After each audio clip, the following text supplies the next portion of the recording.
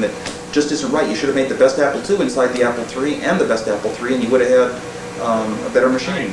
Yeah. So there's all these artificial limitations. You mentioned you traveled to user groups. I understand that for a while there you were traveling to Australia and New Zealand every year to go to user group meetings. That was probably the rarest one of all, and it was very, very good memories for me. It was to New Zealand, sent me a letter knowing, it was tongue-in-cheek, knowing that sent him a letter, invite him to a Pizza Hut champagne breakfast speech in Wellington, New Zealand. They knew I'd turn that down. So I had to accept it. And that was my favorite acceptance of all, going to a club. It's just such an odd invitation and so out of the way, and made some good friends down there, liked the people. I became their patron and still am, and I had a lot of good time on, I think it was 2 or 3 years I did that.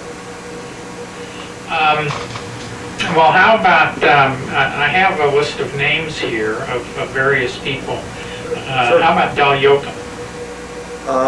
Very, very high respect for Del Yoakum. He would work very, very hard and meticulously. I think meticulous is a good word, to have everything in place needed for whatever direction the company was taking. He would get it done. He took the steps that you'd have to take some far out steps sometimes just to make sure that every department was coordinating, coming through on time. Very, very good manager. And he was very pro the education uses of the Apple II. So, he, myself, a lot of the early people at Apple have that in common. And I really appreciated the fact it came a lot from his own daughter, who got into the computer very early and was developing fast because of it. Some kids will, some won't, but it inspired him, motivated him. Pro Apple II, pro Apple II in education, pro any computer in education. And that was good for Apple, and I think that Dell would be a tremendous asset wherever he is. You mentioned Mike Markula being one of the primary forces behind AppleWorks. Anything else about him? Well, you often hear about Steve Jobs and I started this company, but we didn't know anything about business. Mike Markula really knew how to start a company. He'd been successful. He had retired at a young age after making $1 million on a stock option at Intel.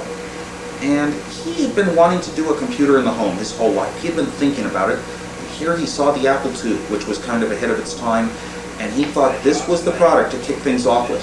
And he knew how to formulate a strategy for developing a business that could grow to a big Fortune 500 company. He knew how to hire, which kinds of people, what departments needed to be covered, how to notice when you're lagging somewhere and how to get things corrected. He knew how to establish a business. And he really, because he saw that, and he just dumped in a bunch of his own money, wrote a check for the equivalent of millions of dollars today, of today's dollars. And he just wrote it to us blindly and joined us and started working full-time doing our marketing, and he really made the company. And he's also a very ethical person up front. Anything he tells you, you can trust, and he's just very broad. Whatever he does, he'll get it done. He's together. He'll be successful at it. We mentioned Randy Wigginton and Chris Espinoza was another. These were guys, as I understand it, who you used to give rides to the user group meetings? Yeah, Randy and Chris also were both young, although they were going to the early user meetings before Apple, and they were both in high school, and they had both attended the high school I went to, which was Homestead High School in Cupertino. And we became friends, and we had things to share. They both liked the computer I was working on, and they came in and joined us when we started Apple and helped starting write early demo software and checking out things in the garage. And these were in the days before you have a company that has to pay anybody who does any work at all for you. A guy can come over and drink a couple Cokes and test BASIC for you all night long and find a couple bugs and help you fix them. And it's all done for free, for friendship, voluntary. That was the fun thing about those days. Now Apple couldn't have somebody just kind of come in and do a little job and give them some free advice, and I mean, you'd have to pay them somehow, or risk God knows what. Another one of the early people was Rod Holt. I understand he designed the power supply? Yes, Rod Holt was an analog type engineer that knew how to design circuits with coils and capacitors, a different type of engineer than I was, who was more oriented towards logic circuits.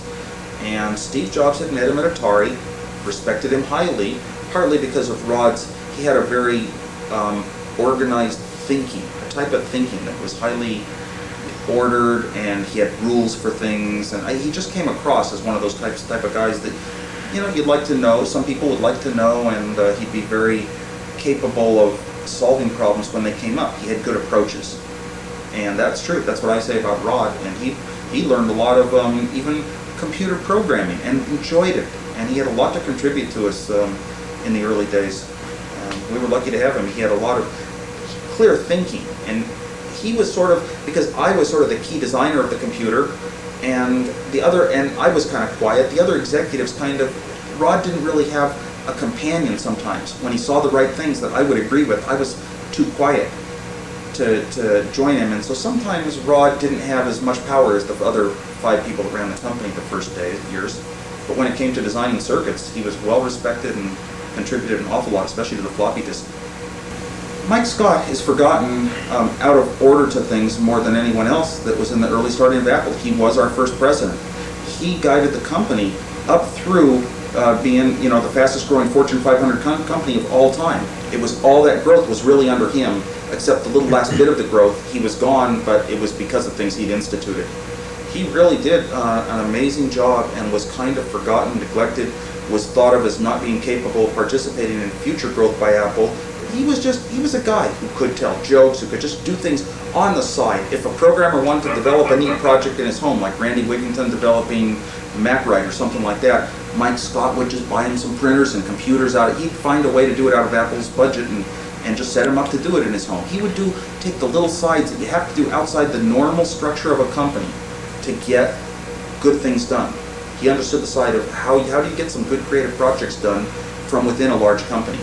And he was left out partly because he didn't fit the structured approach that Apple was growing into as it became more wealthy and significant.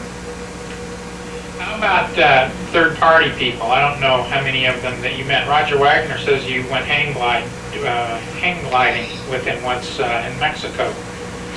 Did. Had a great time. We didn't get much wind that day, so we didn't do that good of hang gliding. But it's hard to go back that many years and remember everyone. But I met a lot, especially at shows, a lot of really good third-party people, and had some good friendships. And just remember going out and doing fun things with them, and kind of partying and talking about what was going on. And one of the most amazing things was for me once in Chicago, I got to meet Lord British.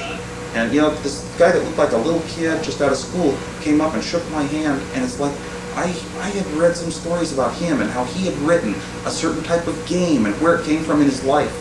And it was like an amazing moment for me, and I felt things go on in my gut that people must have all the time when they meet me. It was like I was meeting somebody that was like a dream person to me, a king or something. I know that you can go on for hours about that stuff, so telling very humorous stories. And I've got 6 kids from 4 to 16 years old. They're all using the computer. And that keeps me real busy because I can only deal with about one of them at a time. And it's getting so hard to answer questions now, and I'm really I don't have the time anymore to program because I'm always using the computer. So I'm more of a user now, and I kind of miss those days, but I know they can't come back. You can't do the kind of development I did and have a family. And I feel sorry for that, but there's a lot of people in that situation, and that's just how the world has to work. I really appreciate your taking the time to do this.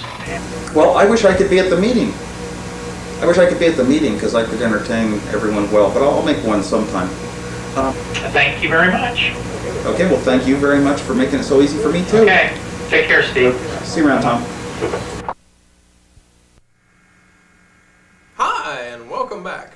Boy, whoever would have thought you could build a completely functional computer with nothing but cream soda cans? And did you notice the 2GS portable that was on Wozniak's desk there at the end? Oh well. Our next bit is a celebrity roast that I put together at the request of the A2 Central staff. In it, myself and 5 other Apple II personalities get together to roast or grill or just basically tell lies about a very famous Apple II